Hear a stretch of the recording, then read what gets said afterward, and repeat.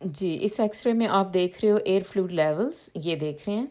जो black colour है वो है ज़ाहिर है एयर है, और जो व्हाइटनेस है वो जो है वो फ्लूइड लेवल्स हैं।